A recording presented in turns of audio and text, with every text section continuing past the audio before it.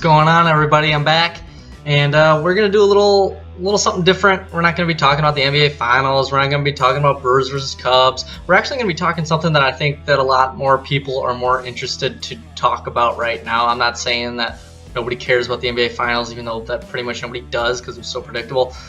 Or the Brewers. I know they're playing the Cubs, and I'd rather speak my predictions after the fact, because if I speak them before, I'm probably going to be wrong, and I'm probably going to say that the Brewers are going to get swept and whatever.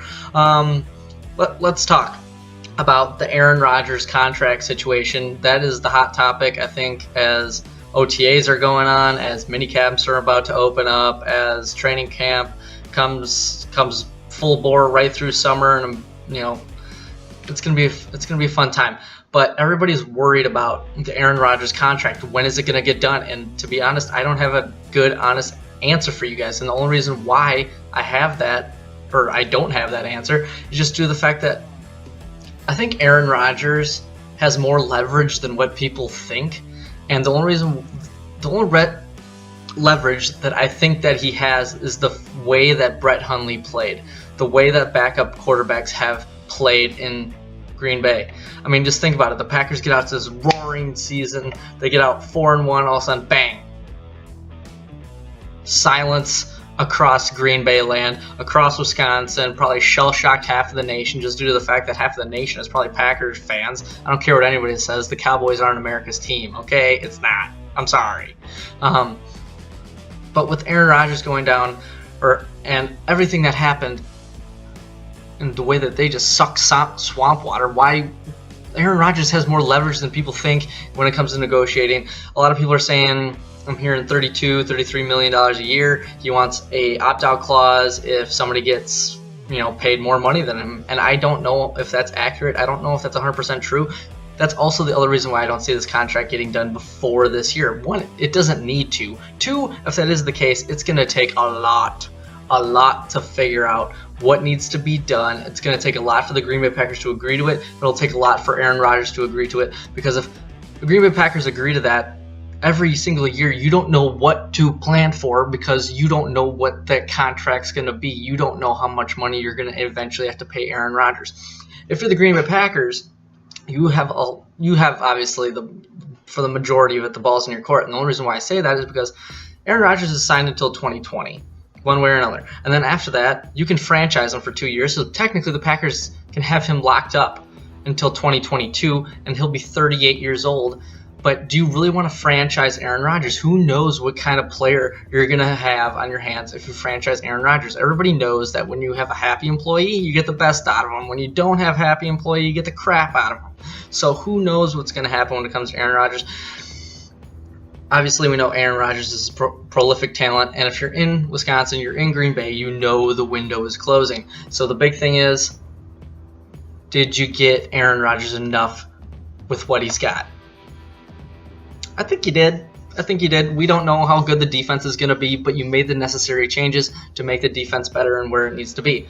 I think if you can even make this happen, if you can get it to be agreed to on the Packers side and Aaron Rodgers side, put it in a clause in the contract that says, if you win the Super Bowl, we'll talk about your opt-out, and then we'll renegotiate your contract after that. Or if you win the Super Bowl and somebody gets paid more than you, we'll finagle that and we'll let you opt out and we'll renegotiate the contract, because then you're getting the best out of Aaron Rodgers.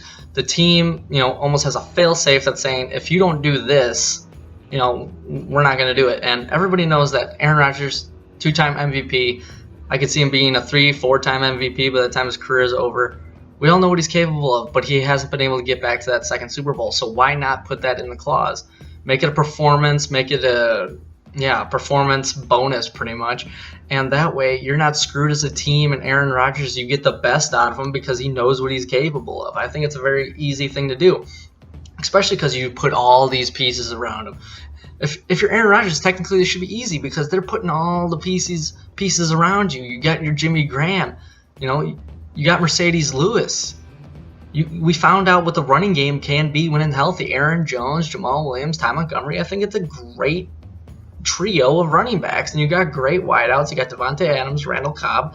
Who knows what's going to happen with Geronimo Allison and whatever else, but I think this team can do it. You got Mike Pettin, I have a feeling who's going to simplify the defense, and he's not going to take any bullshit. So, go for it while you can. I think it's a no-brainer, but I think it'll take a lot to get the contract done. I don't see this contract getting done anytime soon. There's no reason for it to get done soon, especially when you got it locked up till 2020. You can even go beyond that if you wanted to. I'm sure nobody wants to do that. But Aaron Rodgers doesn't need to be in a hurry to get this contract done. He doesn't need to, sit on his hands and knees waiting for this contract to get done. And Aaron Rodgers isn't the type of person to hold out. That's one thing that, that's great about him, and besides his play on the field. But the Packers need to go about this in a very delicate manner. I think Brian Gutekunst has done a great job. He's not been trying to rush anything. Just get pen on paper as fast as possible and agree to anything Aaron Rodgers says, because that will handicap a team. That'll screw up your defense. That'll screw up your offense long term, because who knows who's going to go down in the middle of the season. You want to build as much depth and competition as humanly possible, and I think Brian Gutekunst has done that by not rushing into the contract with Aaron Rodgers. And I give Brian Gutekunst an A on the offseason that we've had. Just the last piece, and the cake topper to go on all this will be Aaron Rodgers signing that contract, and the Packers and Aaron Rodgers running off into the sunset and winning a Super Bowl. So that's all I wanted to talk about today. I wanted to get your opinions on the Aaron Rodgers contract. Are you guys worried about it? I'm not too concerned about it right now. There's a lot of time.